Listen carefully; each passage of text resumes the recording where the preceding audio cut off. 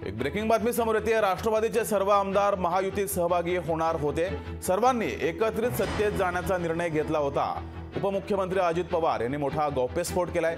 बारामती येथे त्यांनी हा गौप्यस्फोट केलाय। पण अचानकच काही घडामोडी घडल्या आणि काही जण विरोधात गेले असं सुद्धा वक्तव्य अजित पवार यांनी केलंय। तर महायुतीत सहभागी होताना राष्ट्रवादीच्या सर्वच आमदारांनी मुख्यमंत्री एकनाथ शिंदे आणि उपमुख्यमंत्री देवेंद्र फडणवीस यांच्यासोबत जाण्याचा निर्णय घेतला होता। मात्र अशा काही घडामोडी घडल्या त्यामुळे काही आमदार येऊ शकले नाहीत असं वक्तव्य अजित पवार यांनी केलंय। भूमिका घेतली, सगळे ती भूमिका घेणार होते। मला पुन्हा पुन्हा कुणाला ओपन करायचं नाही, परंतु सगळे भूमिका घेणार होते। सगळ्यांचं पत्र होतं, त्याच्यामध्ये सगळे म्हणजे सगळे जे थांबलेले 10-11 आमदार आहेत ते पण होते। ही वस्तुस्थिती आहे। तुम्ही खासगीत कधी तुमच्या त्यांचे जवळ असेल तर त्यांना विचारा, ते पण काय सांगतील ते बघा।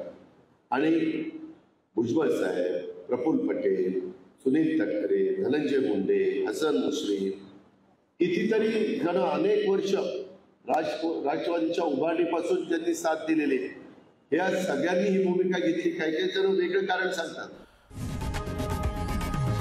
लोकशाही मराठी ऐका, पहा, जागरूक रहा।